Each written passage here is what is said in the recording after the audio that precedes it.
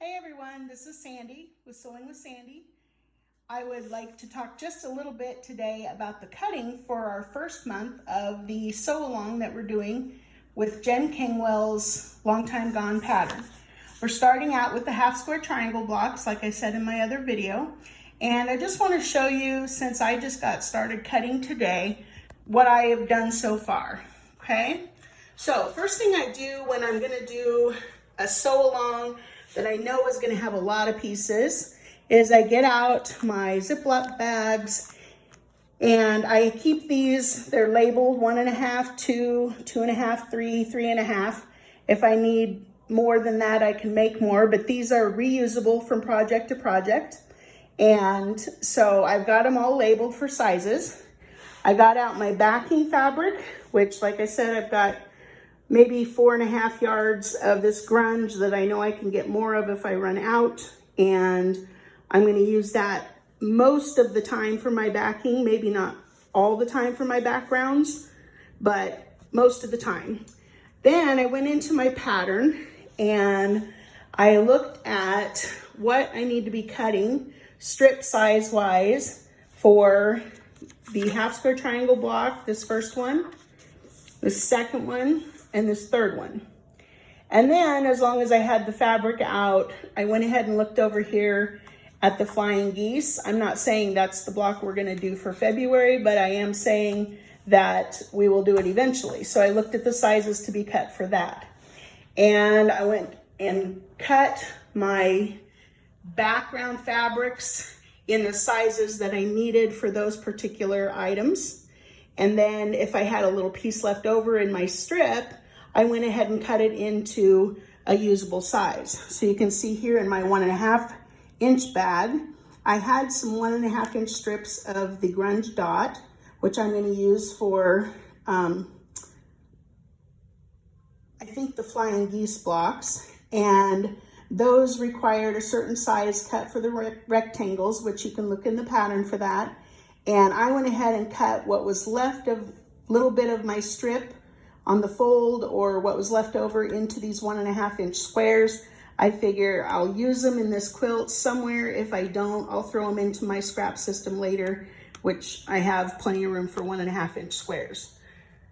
Okay, so here I have my 3-inch strips. I mentioned in the other video that for these half square triangles, I want them to be absolutely spot on. So I'm going to cut my squares 3-inch. I'm going to do the line down the center. So on the sides, press and then trim to a perfect 2.5, which will give me the best possibility for success in a section that has 8 or more seams per row with these little triangles. Just going to make them go together so much nicer, keep my points sharp, and that's always my goal. Okay, so the next thing I'm going to cut here is I'm going to cut some squares of color to go with my 3-inch squares of background for my first block. And so my first block is going to be this one here. And then I mentioned in the other video that one of these two uses the same size. So actually I'm cutting for both of those blocks and just kind of killing 2 birds with 1 stone.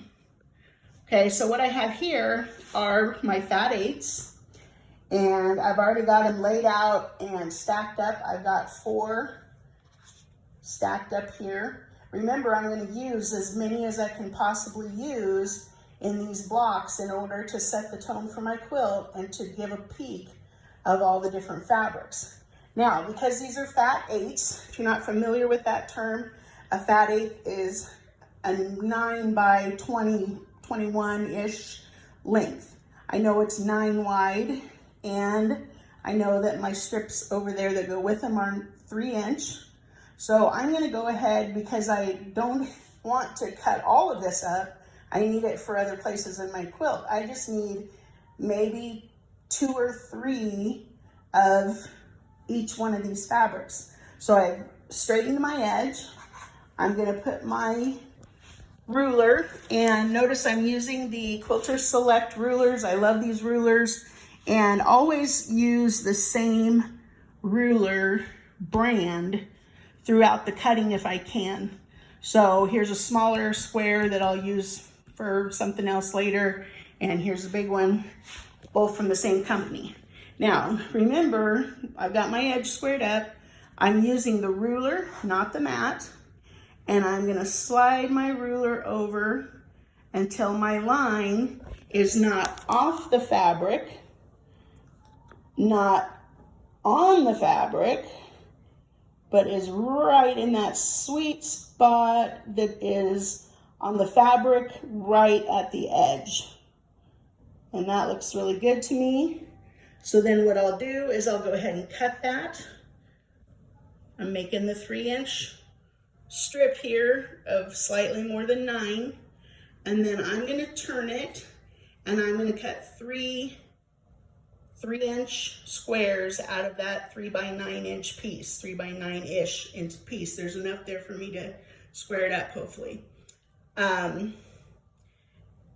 will give me 3 of each color. I'm gonna start with that. Now, if I had a fat quarter, I might do twice that many, but because I only have a fat 1/8 of each fabric, and I want this fabric to appear throughout the quilt, I don't wanna use it all up in these first 2 or 3 blocks.